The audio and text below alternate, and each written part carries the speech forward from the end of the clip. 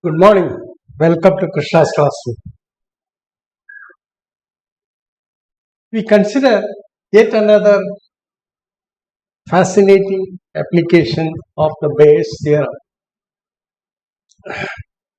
to give a proof of a landmark result in analysis, namely, there exists everywhere continuous but nowhere differentiable functions. But before we take up this problem, let me do some finishing work of the earlier work I did, that is the application 1, which is equally fascinating. We would like to make some remarks on those results.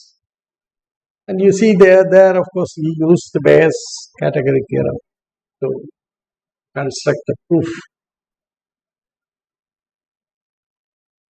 Now, what was that result? It said the following: X D is a complete metric space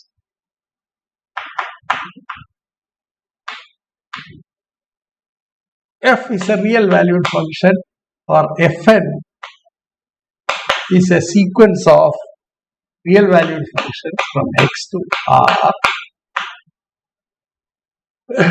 So you have the sequence Fn, and we assume Fn's are assumed to be continuous.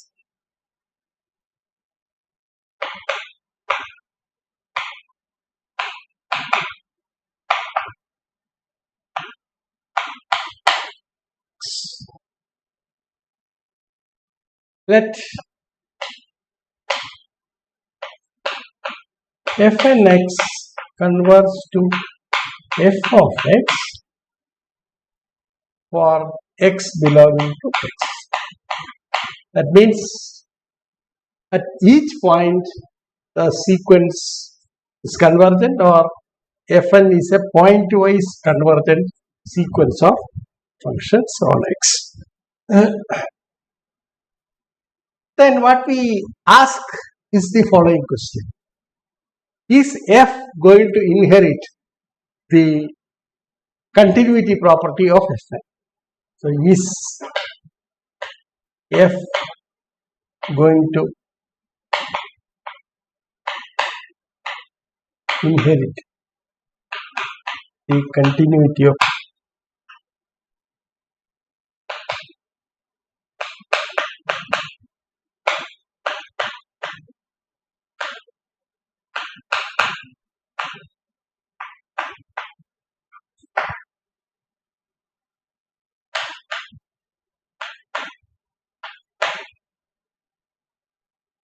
Now the answer is that we have seen if Fn is uniformly convergent,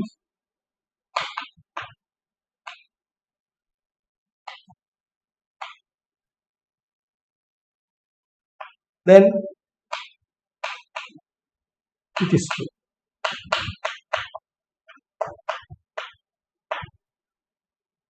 Otherwise, what you can say? Otherwise, we have this beautiful theorem says that still the limiting function inherits continuity, but not on the entire x, but on a dense subspace of that. So, under point-wise convergence,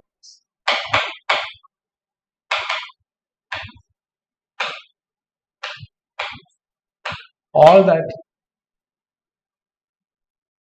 one can prove is that f is continuous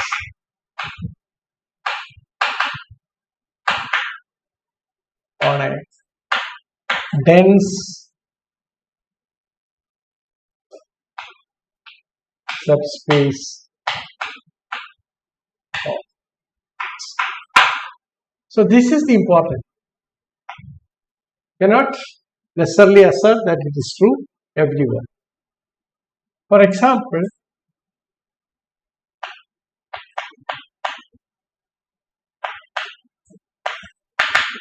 that interval 0. You know that it's compact, it's complete. So it's complete.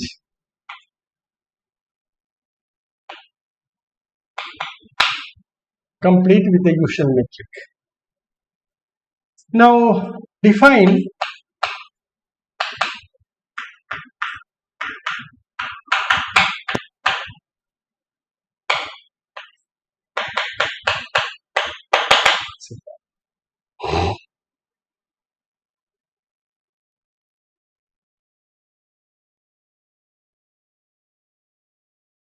then each Fn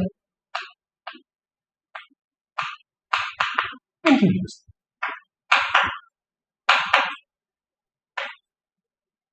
Now Fn x converges to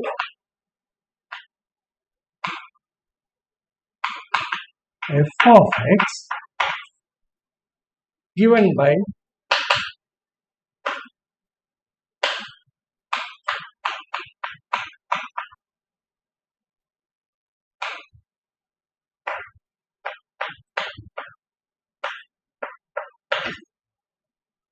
and equal to 1. Now f is not continuous.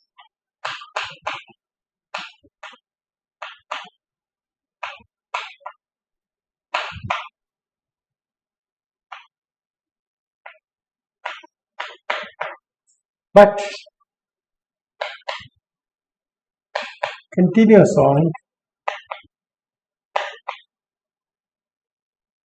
on the dense subset subspace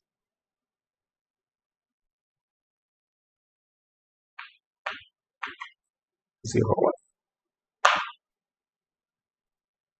So you cannot, this example demonstrates that one cannot assert that it's not a problem of constructing another proof or anything, but there are examples where a point-wise convergence does not imply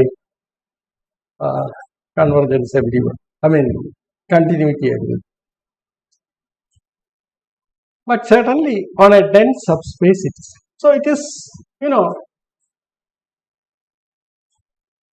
on a very dense part of the metric space, the limiting function is continuous. So it almost inherits the continuity. Or you can say that the limiting function is continuous almost everywhere. I am telling this in a different sense, not in the sense of measure. Almost everywhere in the sense that on that set is dense in the given set. Okay. So I think that more or less completes the discussion on that. Now we'll take up our present problem.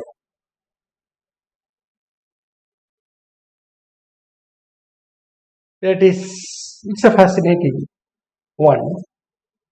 See, let us have some look into little bit of history of this. See, after the concept of functions emerged, it was thought that every function is a continuous function, because quite often people were working on that. And then after the concept of differentiability came on the scene, it was thought that every continuous function is differentiable everywhere except at a finite set of points. So that was the earlier view. So it was believed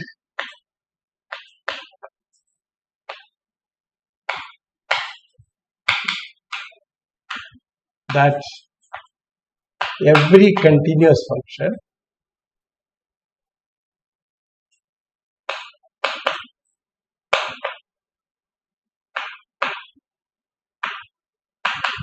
is differentiable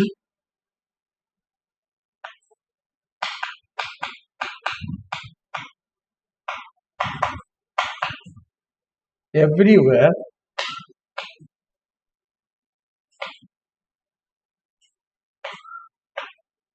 except possibly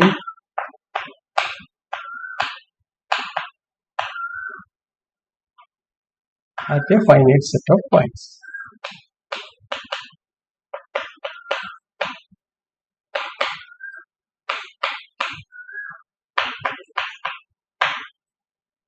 This was almost taken for granted in the 18th century and early part of 19th century. Slowly, people started looking at this problem with a suspicion, and then if that is true, one should be able to, as it is the case with mathematics, should remain a conjecture and or disprove it. So all the speculations about this was brought to rest with Weierstrass example.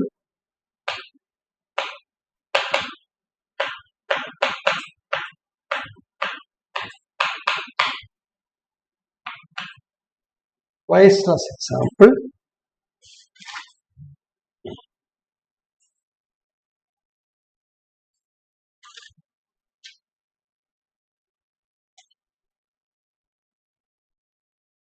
And this is in the year 1872, where it was shown that a continuous function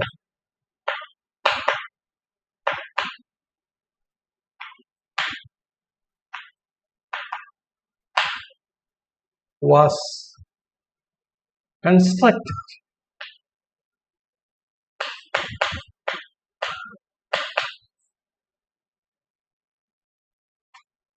which was not differentiable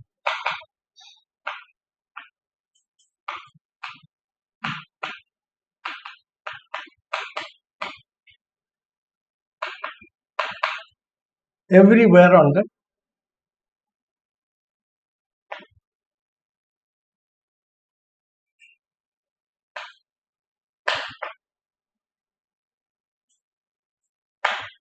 see. This was a sort of shock at that time because people didn't expect it. In fact, he used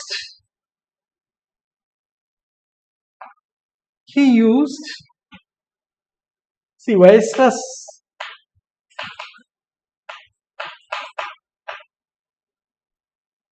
used Fourier series.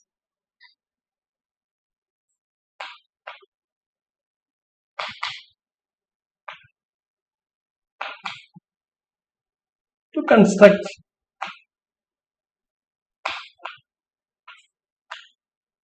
such an example.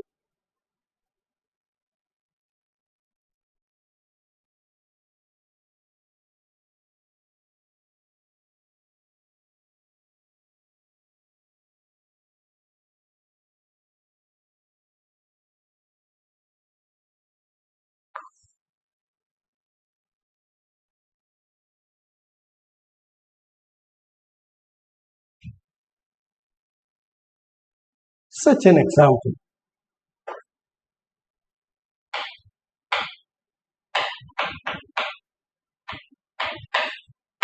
To be precise, he proved that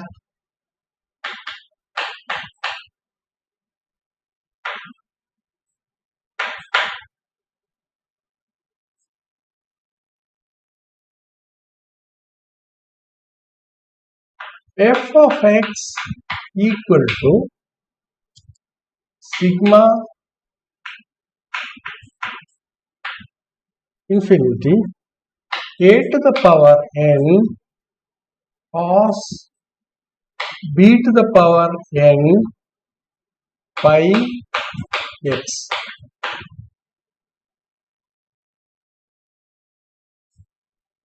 With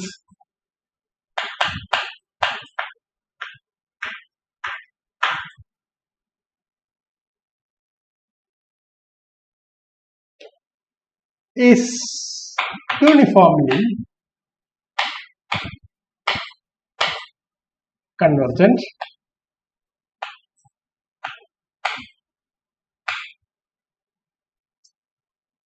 on 1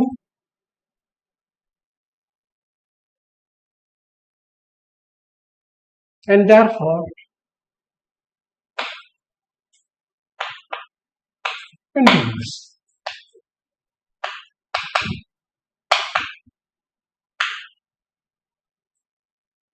However,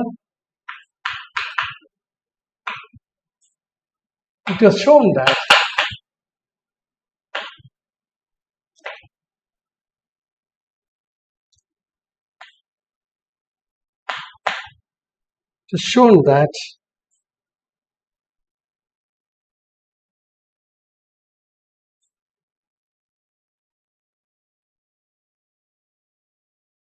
if b is a positive integer, positive odd integer,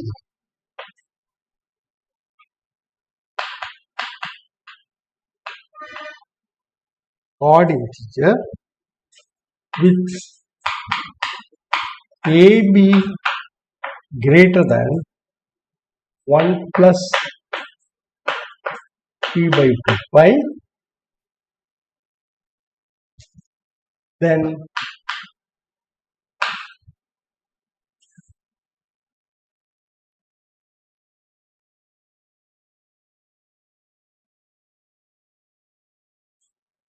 f is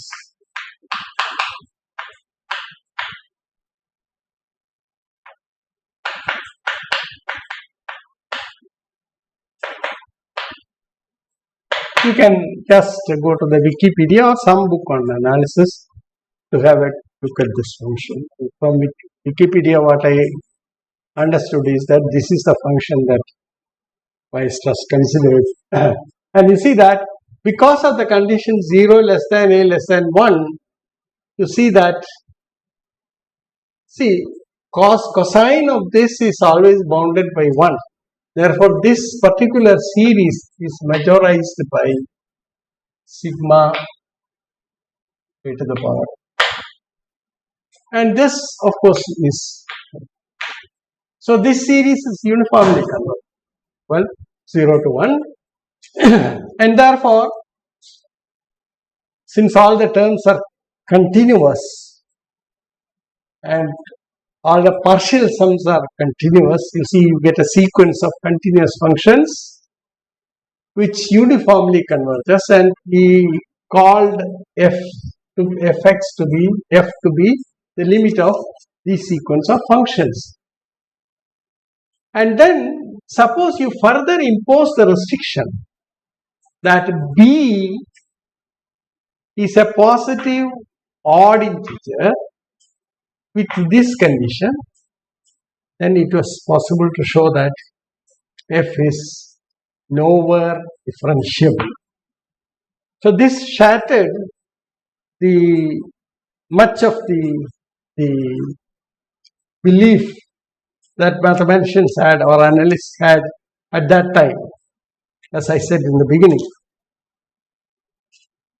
Now afterwards, people started thinking more incisively about this. And then, you see, they found that the art of getting non-differentiability is by, having very sharp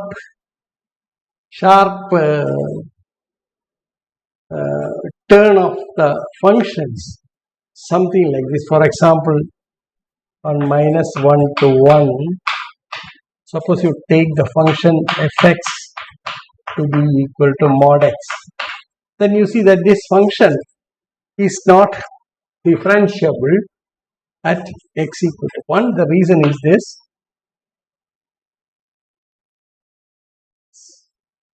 -1 to 1.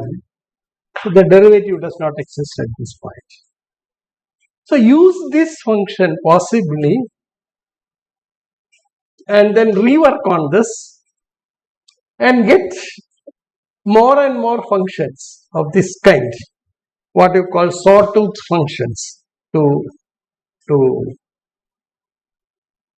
create a function which is now a differential but continuous. Now let me just give you the construction of such a function, and that is probably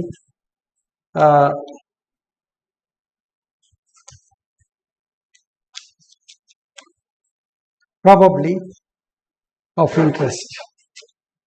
In fact, you can see this in Rudin, baby Rudin. This is discussed in detail in the proof, but I am just giving the theorem.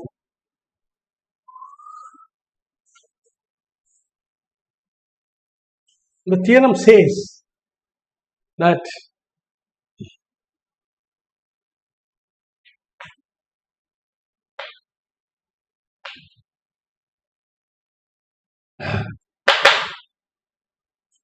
there exists a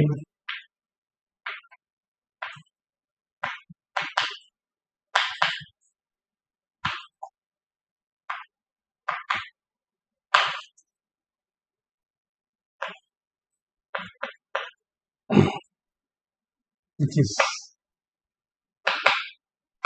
novel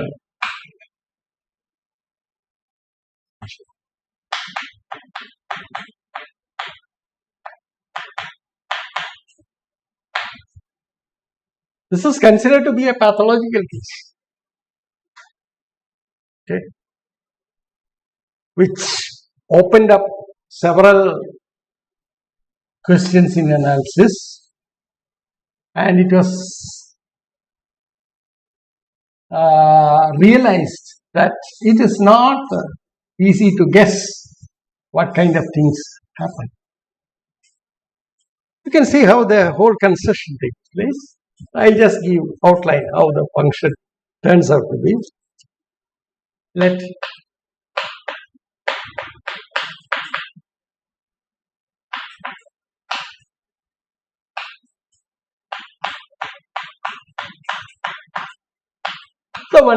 the function I have drawn there. Now extend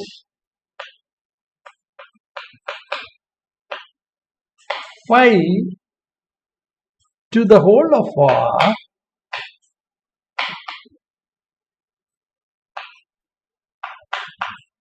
by defining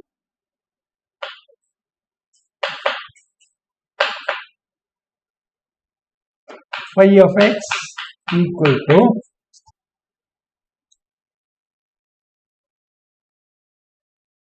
phi of x plus 2 .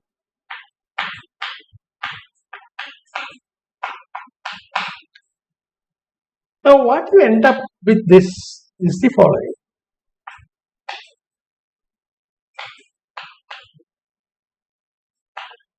So you have got this function. Now what one does is, this is 2, this is 3, and so on. You extend it in this way, and to this side you have -2, -3, and so this is the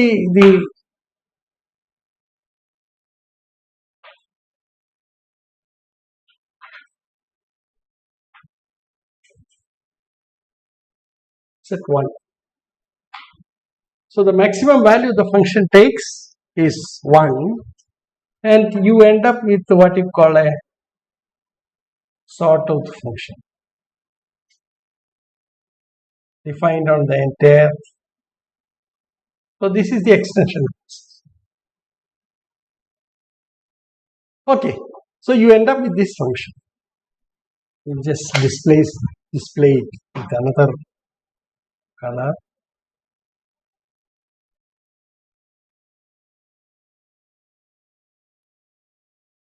It is generated using the function mod x on the interval minus 3 plus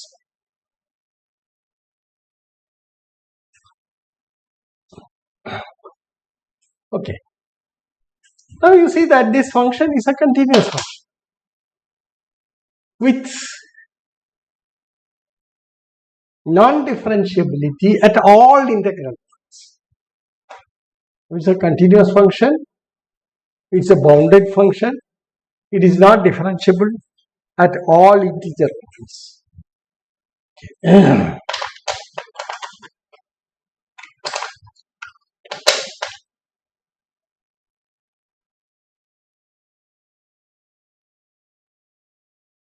Now what one does is try to squeeze it. Okay.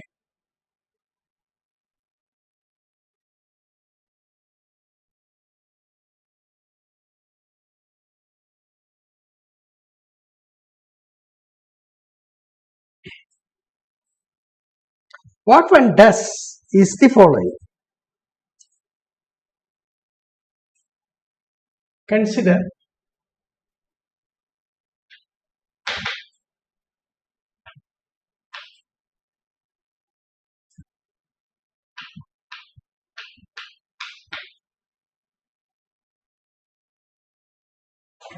what happens to this function.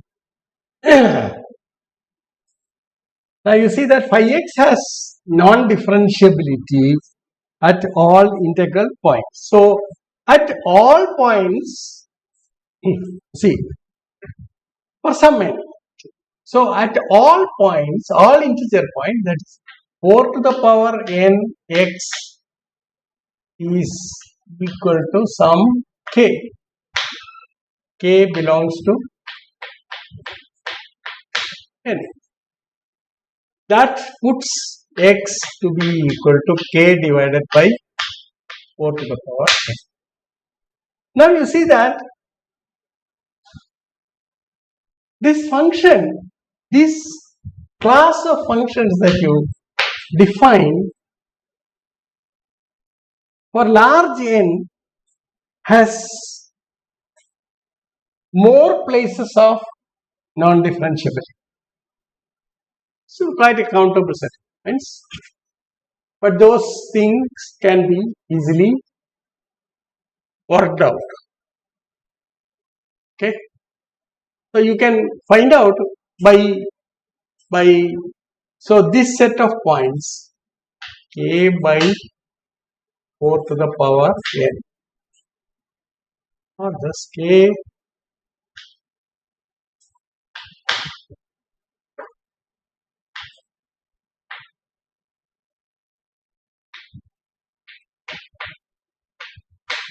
all these points, the function becomes discontinuous.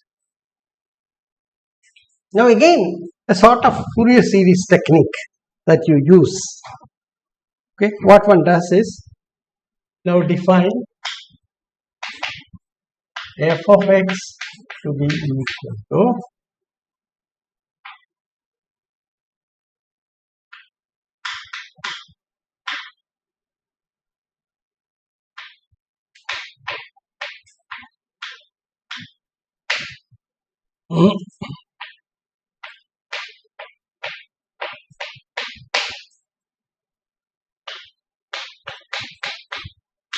what happens to this function? Now you see it's a infinite series.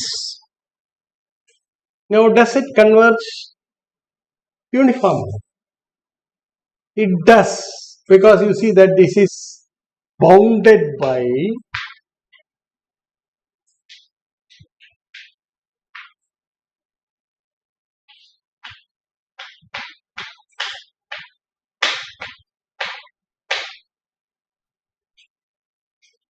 and each term of the series is a continuous function. Therefore, all the partial sums are continuous functions. Therefore, the limiting function, that is f, is a limit of a sequence of continuous functions on R, which is uniformly convergent, and therefore the function is a continuous function. So that part is very simple. Now what one can prove is that, see, what happens is if you go to the derivative of this, okay,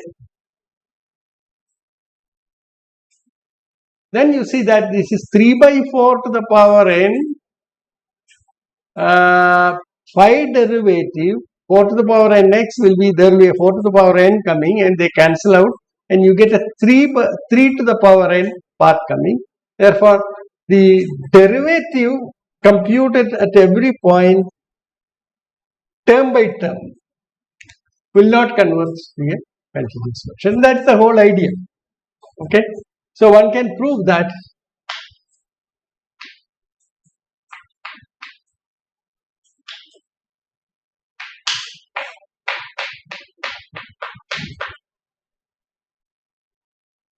f is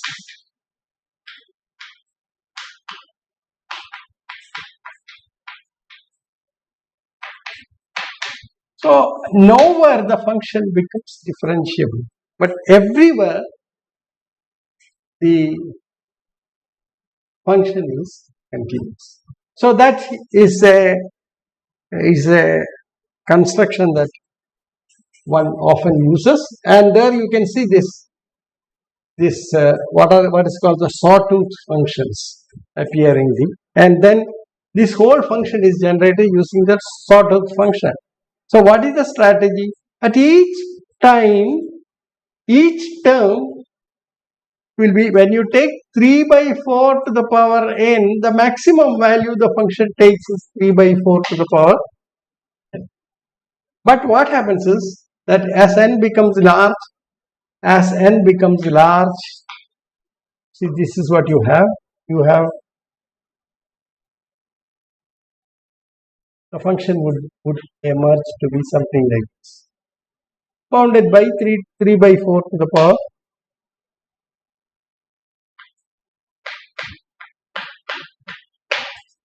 This is the nature of the function. So the more, the larger the n becomes, you see the function gets more and more saw teeth, and consequently the function would become non-differentiable. This is the art of the geometric insight that one could have using this function. It is through the geometric insight, in fact, that this has been constructed, and later on, of course, you use the chaste methods of analysis to prove that this is not differentiable at any point. So you can refer to proving.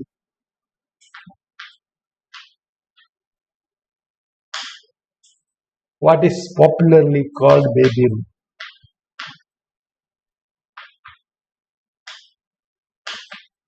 Principles of mathematical numbers. Okay, and this is discussed there. Thus, what has been shown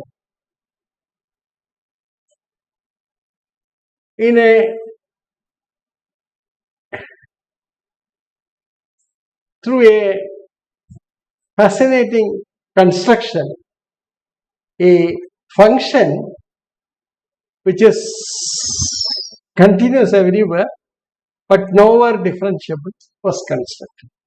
In fact, you see that it appears there are more and more ways of doing this. If you examine the example given by Viswa, and then of course this is probably a later one by using what is called the sawtooth functions. So initially itself the function has non-differentiability at some points, and which was made to spread all over. by taking terms of this kind. But in the case of the Weierstrass example, of course, we were looking at cosine functions, which was a smooth function. It was everywhere differentiable. So all the terms were everywhere differentiable. But what happens is, as n becomes large, more and more rapid oscillations set in. And when they all sum up, eventually the function would become fails to have a derivative at any point. Now this is what happens with the Weierstrass case. Okay. But now the question comes,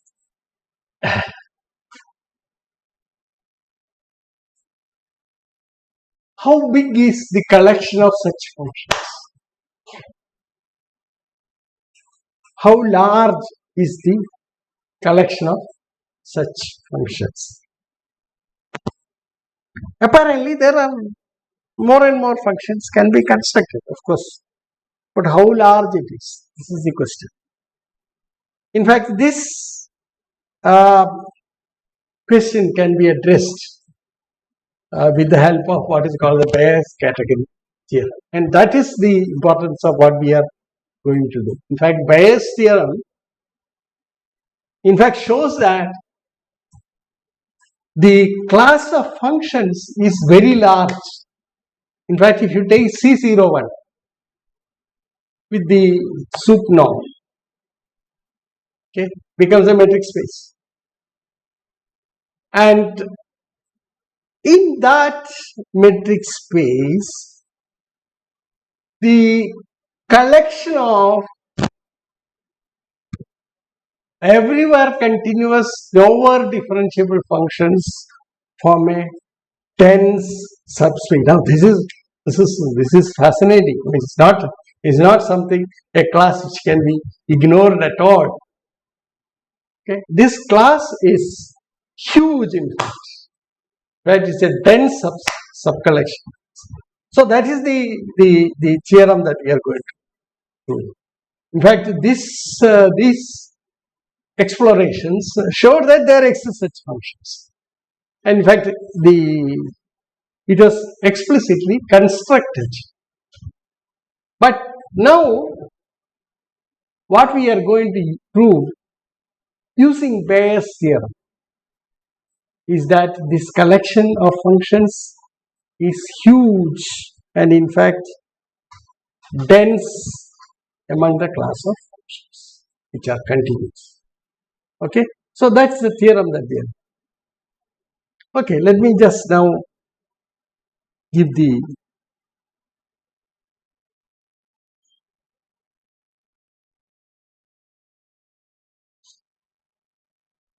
statement of the theorem and possibly give the steps through which we are going to prove this theorem.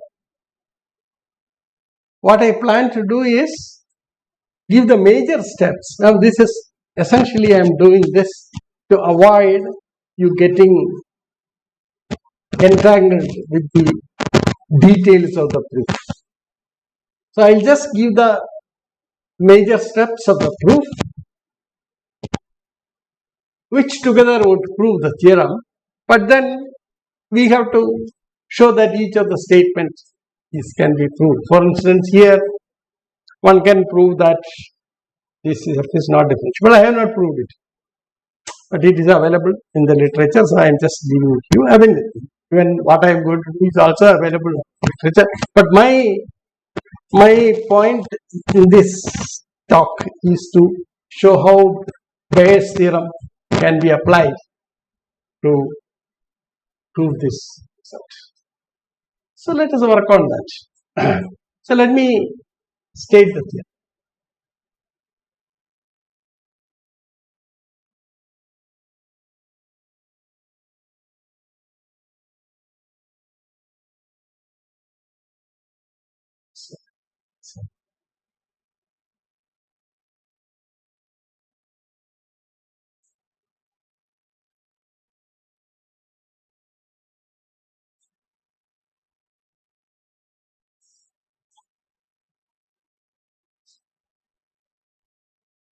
The statement of the theorem is, of course, a one-line statement.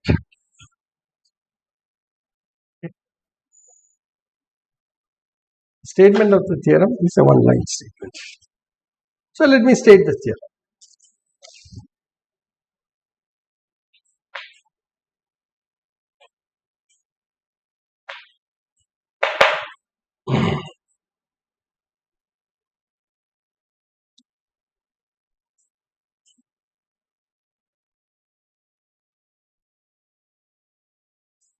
Consider the complete metric space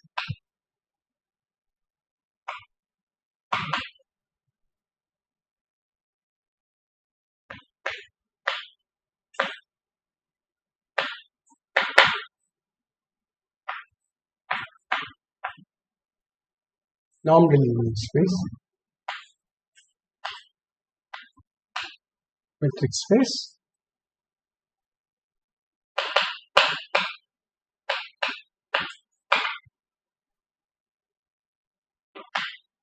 C01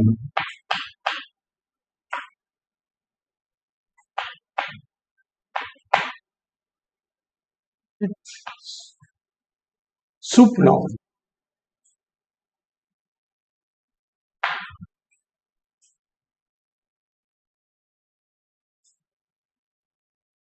The subset of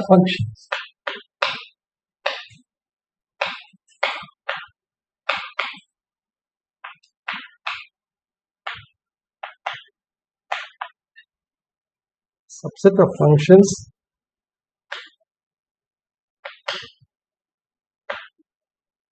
differentiable which are not differentiable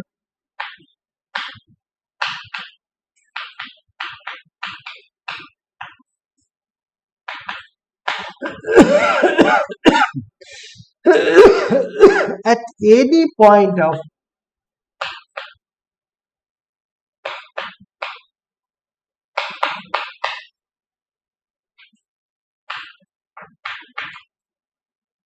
zero one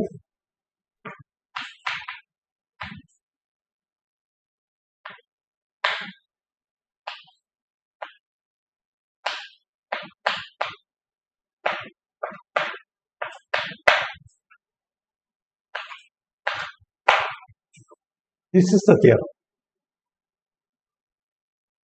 So the class of lower differentiable functions which are continuous is not something small. It is huge in fact. In fact, it forms a dense subspace of this function space. Okay, so let us prove this theorem. This theorem goes further than what we said earlier. Our earlier statement said that there exists continuous functions which are nowhere differentiable. Actually, we constructed through explicit construction, it was demonstrated. But now we are going to show the existence of, or indirectly show the existence of such functions, and also show that such a class of functions is extremely large. Okay? In fact, it becomes a dense subspace of C0. Okay, so let us now outline the proof. As I said, I am not going to prove this time because there are a lot of technical things to be done, and if I were to embark on that, you may get lost in the way how this theorem is proved. So it is better to first outline the major landmarks of it, so that putting them together you get the result, or you can actually see how Baire's category theorem comes into play. Okay, later on in my next lecture, which is a continuation of this, I'll be proving every statement that is made or indicated in the landmark statements that give the proof of this theorem. Okay. So, outline.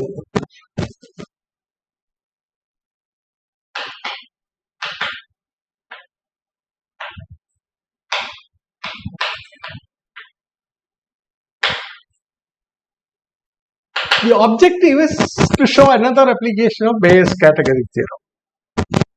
How you make use of it. Last time we have seen one application. It's almost a similar sort of application that we do here. But how this particular result becomes very handy in coming to the conclusion that there is a dense subspace of such monstrous functions. So it's not a singular pathological case, but see, the pathology is spread all around. I mean, that's what comes out. Okay, it's not something very singular, but it's spread all around. So let us prove this. How to outline the proof? See, the strategy of the proof is first realize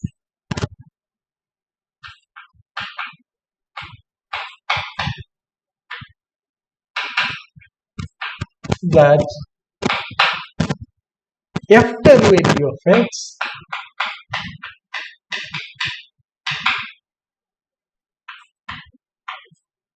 h tending to 0 of f of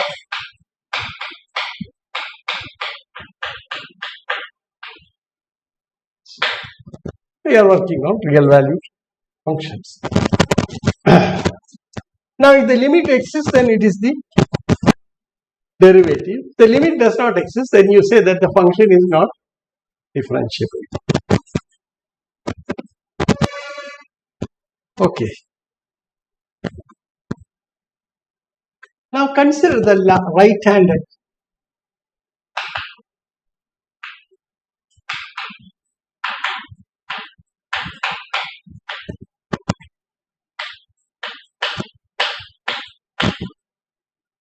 right-handed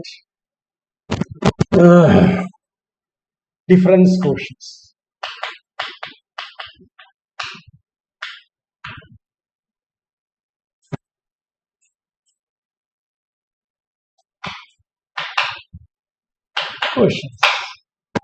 F of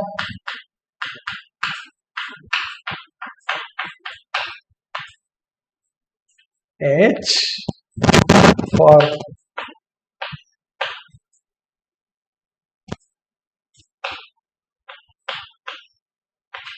minus x, so that x plus h and x stay in the interval. I mean, that's the reason why you introduce that. Then you see that these are continuous functions. Both this as well as this are well defined, and h is not equal to 0. Therefore, this ratio is a continuous function. Therefore, it is bounded.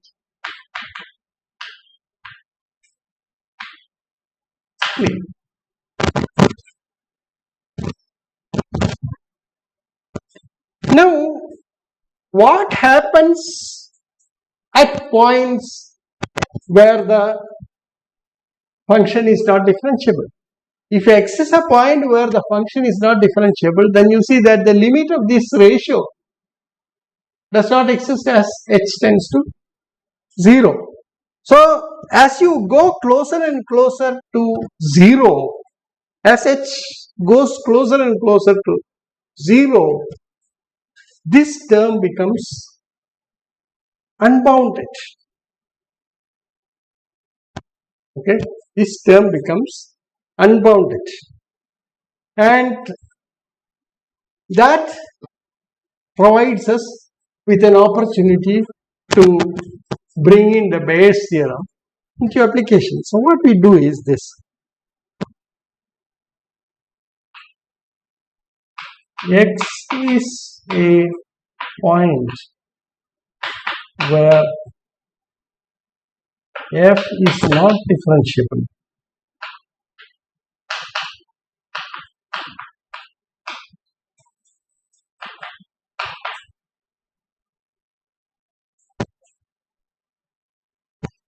This ratio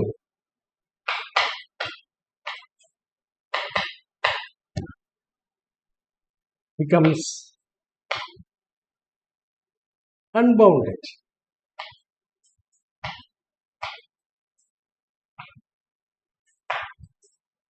Whereas if the limit exists, then of course it is bounded, unbounded. As that's the difficulty. Okay, right?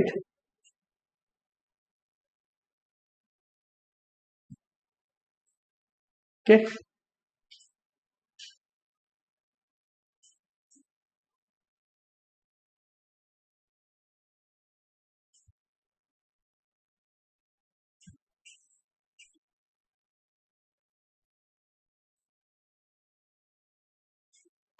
Therefore, what we are looking for is functions for which belonging to the class C01, which is nowhere differentiable. Okay. So let us now construct a class. So let us now construct a class.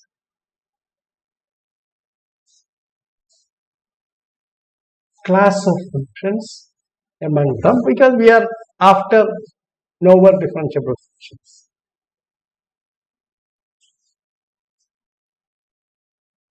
Construct a class of functions the following way.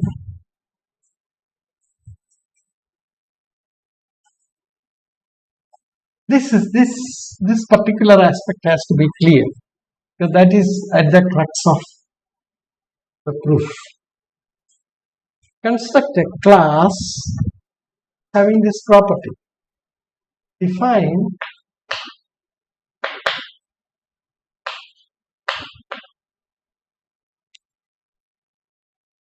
AL to be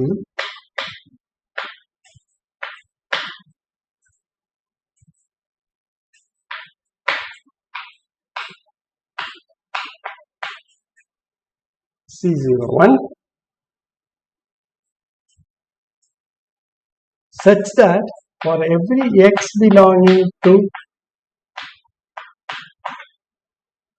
0, 1 minus 1 by n,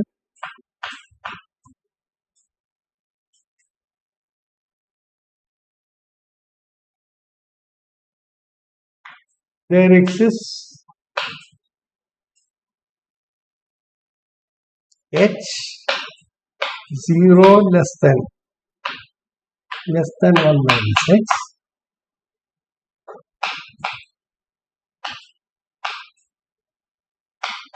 such that mod f of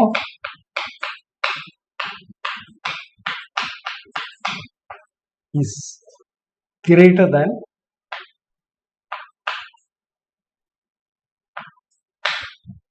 so that the ratio, you bring h down here, you see that this ratio becomes greater than.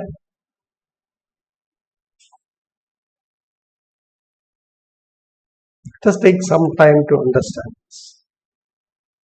Okay. So even if when the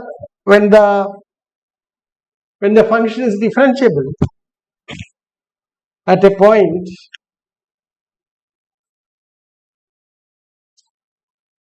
x may belong to this particular class. Why? the derivative is greater than n, then you see that the value of the derivative is greater than n, then such function is included into this class. Okay. Therefore, the function an would certainly include all the functions which are nowhere differentiable, but it will also contain more functions. In fact, one can prove this. I mean, it's quite easy to see that an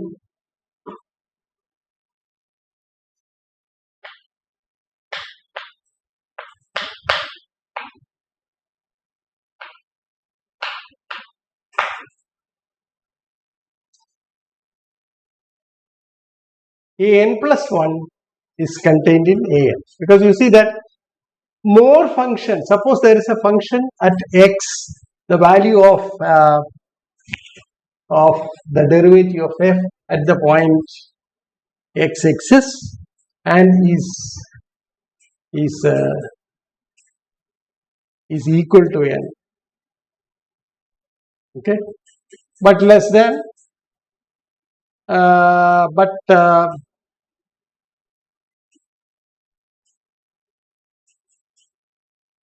then what happens is such functions are included here.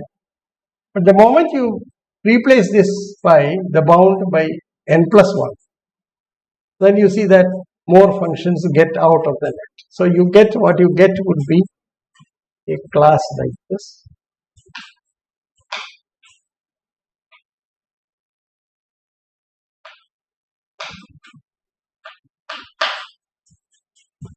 Sort of shrinking class that you get. See, look at the statement of the theorem. For every x belonging to this, there exists an h such that this is greater than h. Such functions are collected and you have this. Now what happens to this function? A function that is nowhere differentiable. Let us give some designation.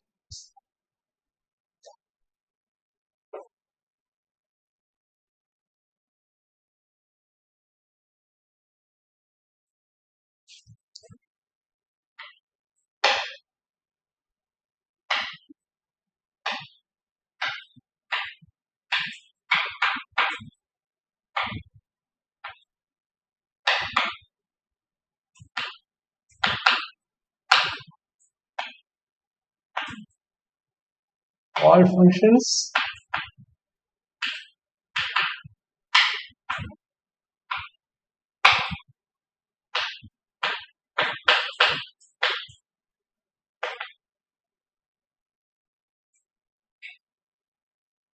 which are not differentiable.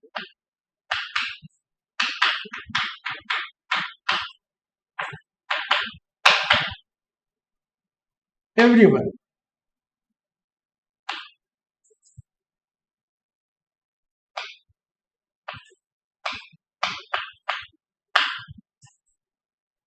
Now you clearly see that an is contained in, okay,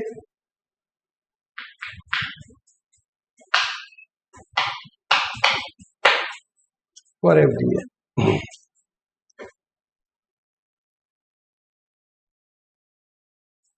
Now in fact you see that intersection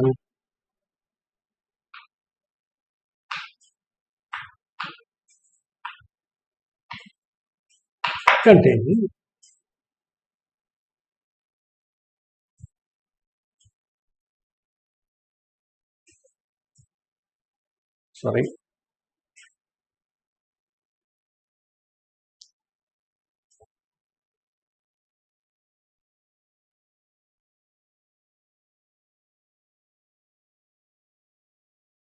n contains a, okay, n is a largest. I made a mistake. Sorry. Okay.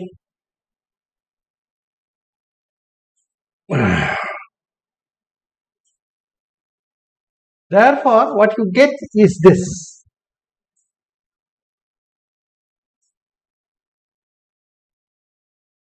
Intersection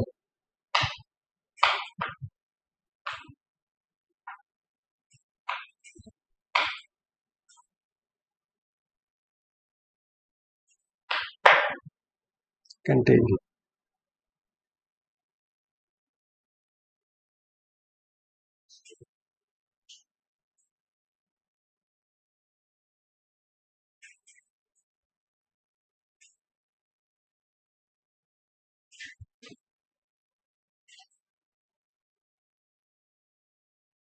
Okay, so this is the crucial step that we make. Now the rest is proving a few things about these ANs and then an application of the Bayes theorem. Okay, what do we do?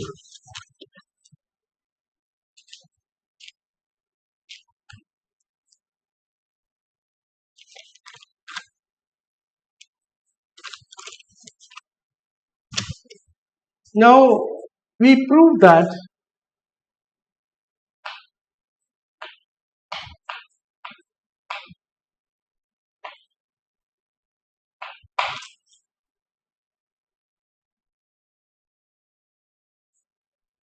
intersection over n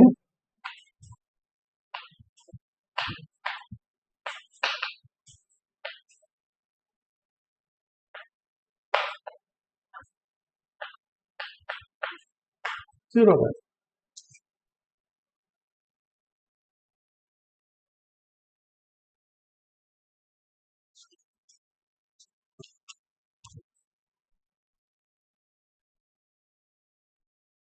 So once we prove this,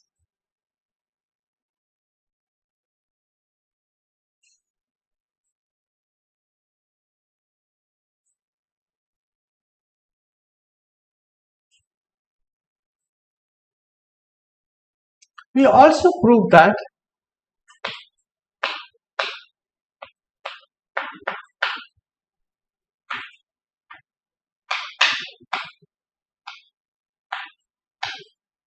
AN is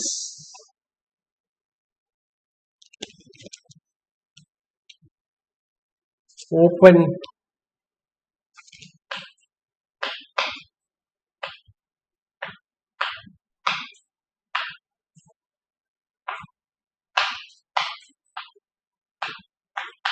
that is the crucial thing to be proved. We also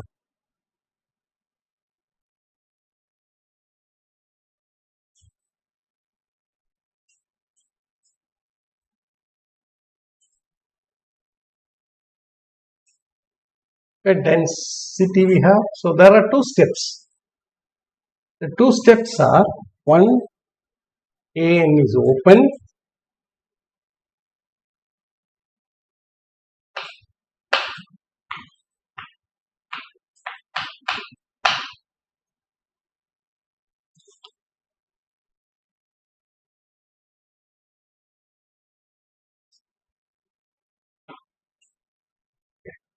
so there are two things to be proved. One, step one,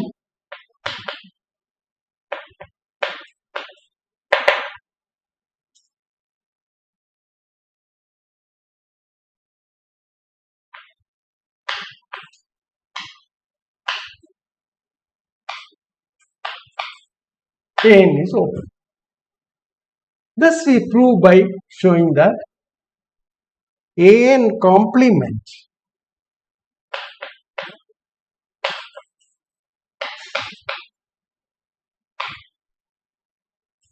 showing that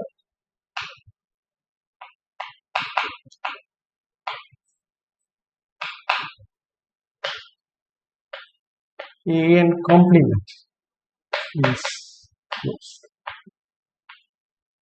So our strategy will be to prove that AN complement is closed.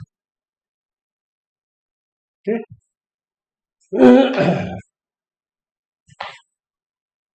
in complement is closed. Step 2,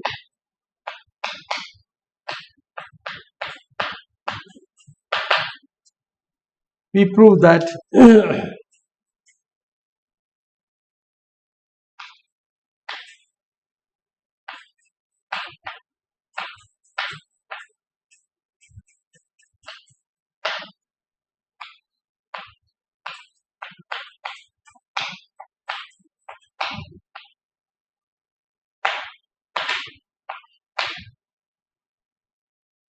now the stage is set for invoking Bayes' theorem.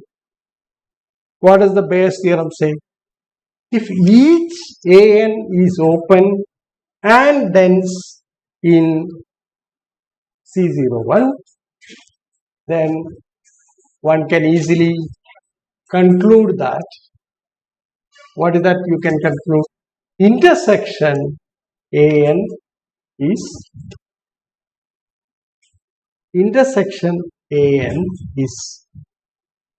dense, and of course it is open. There is no problem. It's a countable. It's not. In fact, it is the countable intersection of open sets that we are talking about. No, that's not the thing. So,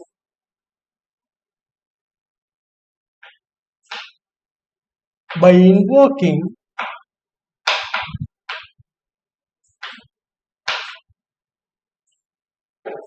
Bayes' theorem,